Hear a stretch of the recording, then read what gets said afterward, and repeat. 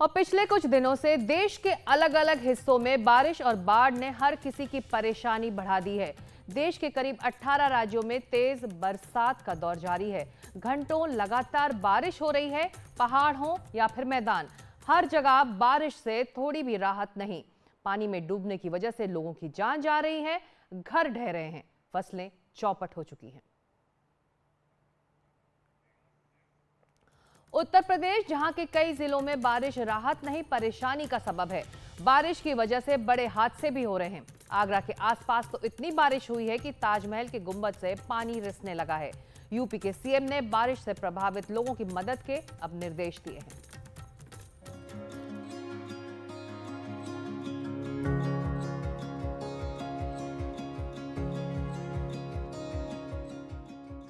दुनिया के 7 अजूबों में शामिल है आगरा का ताजमहल, लेकिन बरसात के इस मौसम में यहाँ एक अजब नजारा दिख रहा है।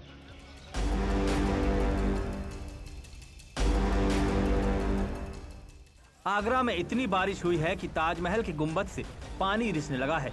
एएसआई जांच कर रहा है कि ताजमहल के मुख्य गुंबद से पानी कहां से टपक रहा है। बताया जा रहा है कि मुख्य मकबरे के अंदर नमी देखी गई। गुंबद के पत्थरों में एक महीन दरार हो सकती है, जिससे कुछ रिसाव हो रहा है। वहीं ताजमहल के बगीचे में भी घुटनों से ऊपर तक पानी भर गया।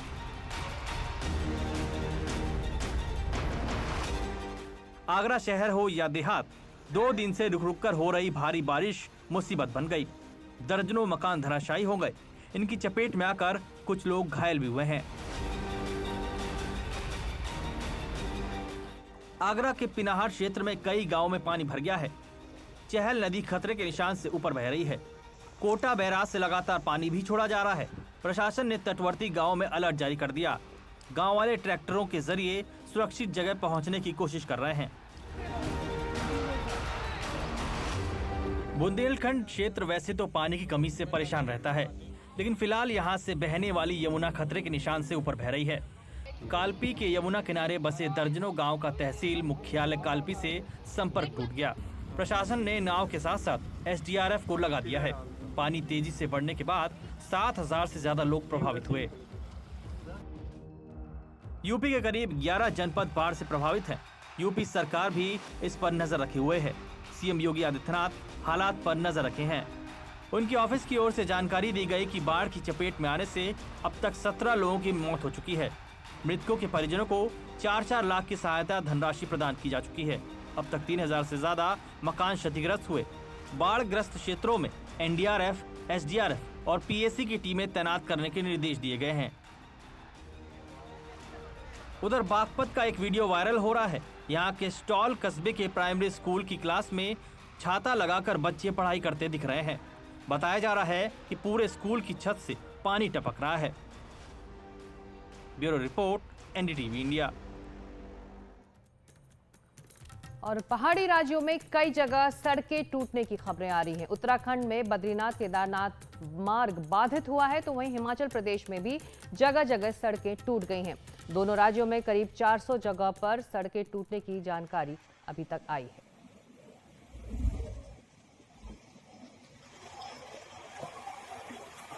तो उत्तराखंड में पिछले दिनों से लगातार हुई बारिश की वजह से 5 लोगों की मौत हो चुकी है। बताया जा रहा है कि करीब 300 जगह सड़कें चट्टानों के खिसकने और मलबे के कारण बंद हो गई हैं। बारिश के अलर्ट को देखते हुए अधिकारियों को 24 घंटे हाई अलर्ट मोड पर रहने के भी निर्देश दिए गए हैं।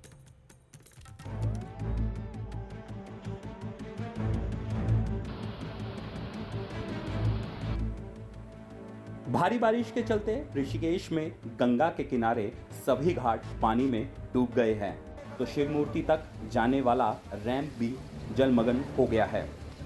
भारी बारिश के चलते नदी नाले उफान पर है। लाउडस्पीकर से पुलिस लोगों को नदियों के किनारे न जाने की सलाह दे रही है। ये सूचना आपको जल पुलिस द्वारा दी जा रही है, सूचना पे ध्यान दें। नदियों का जलस्तर इतना बढ़ गया है कि अंतिम संस्कार करने के लिए पार्थिव शरीर को ट्रॉली के माध्यम से नदी पार करवाना पड़ रहा है। बारिश की वजह से कई जगह घर, दुकानें और सड़कें जमींदोज हो गए हैं। कई जगह संपर्क मार्ग टूट गया है, जिन्हें लगातार खोलने का प्रयास चल रहा है।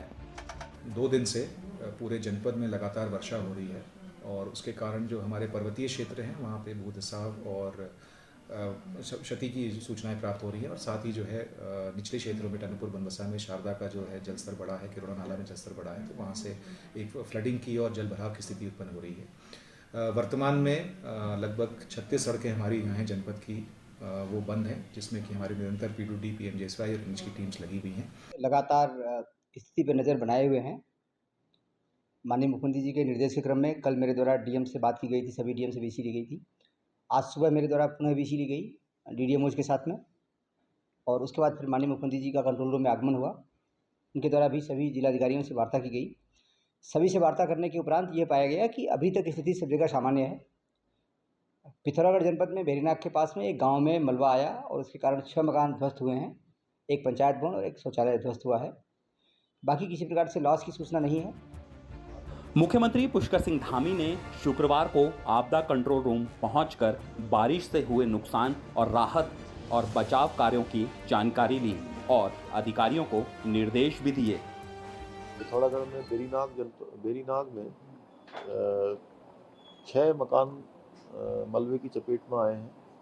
एक सरकारी भवन भी आया है। उन स्थानों पर भी तत्काल शासन की टीम पहुंच गई है।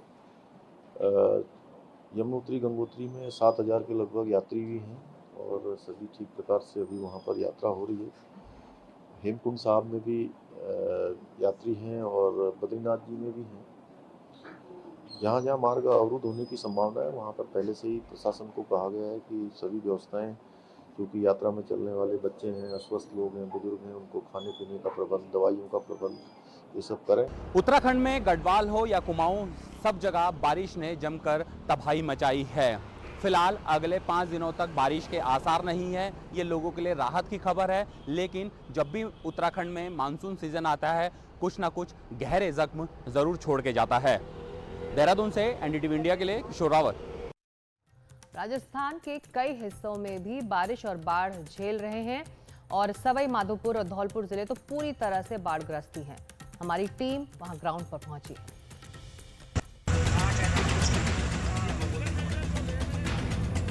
ये राजस्थान का सवाई माधोपुर है। जिले के तकरीबन सभी बांध ओवरफ्लो है, नदी नाले उफान पर हैं।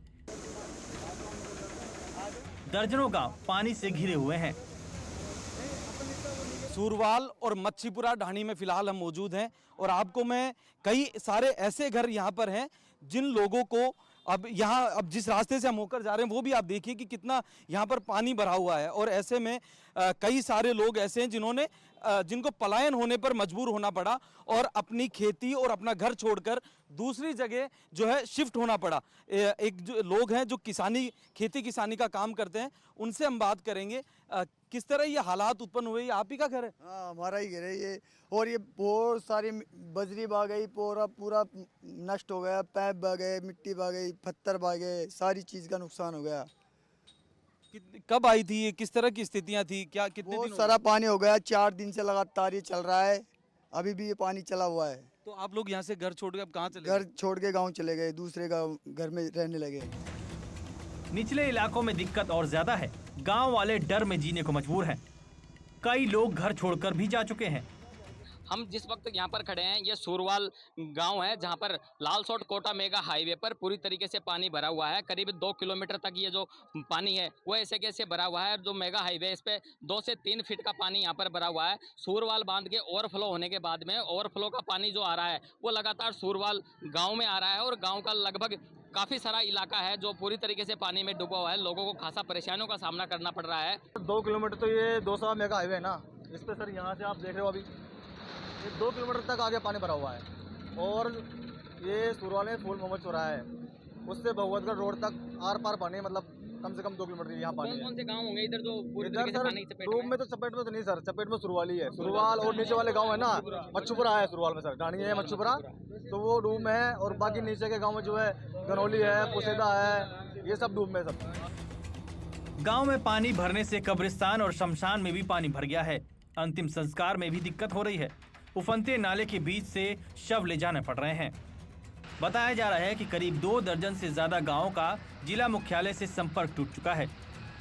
कुछ स्थानीय लोगों की मांग थी जैसे कि लटिया नाले पे प्रोटेक्शन की वॉल होनी चाहिए, तो उसमें क्या हो सकता है, किस हद तक हो सकता है, तो जो विभाग हैं LSG विभाग, उनके सेक्रेटरी साहब से भी बात करेंगे। बाकी ये पॉइंट अपनी रिपोर्ट में डाल के, क्योंकि मैं समझता हूँ मंगलवार बुधवार तक CM साहब भी वापस आ जाएंगे और शायद पहली प्रायोरिटी यही रहेगी कि प्रभारी सचिवों के साथ बैठ करके इसका जायज़ा लेंगे वो। तो उस समय जो यहाँ पे निर्देश दिए हैं उसका और खुलासा करूँगा मैं अपनी रिपोर्ट में। बताया जा रहा है कि राजस्थान में रिकॉर्ड तोड़ बारिश हुई है। धौलपुर जिले में भी हालात बेहद खराब है। भारी बारिश के कारण कई कस्बों और गांवों में जलभराव हो गया है। सिर्फ सवाई माधोपुर और धौलपुर ही नहीं, बल्कि जयपुर, भरतपुर, बारां, दजौसा समेत कई जिले पानी की मार झेल रहे हैं। सवाई माधोपुर से बजरंग और धौलपुर से मुबारक के साथ ब्यूरो रिपोर्ट NDTV इंडिया। और अब मध्य प्रदेश का भिंड, जहां बारिश थमने के बाद कच्चे मकानों के गिरने का सिलसिला शुरू हो गया है। एक ग्रामीण का कच्चा मकान भरभरा कर गिरा। घर में मौजूद लोग बाल बाल बचे। ये पूरा वीडियो कैमरे में कैद हुआ। धार थाने क्षेत्र का ये घटना है। गई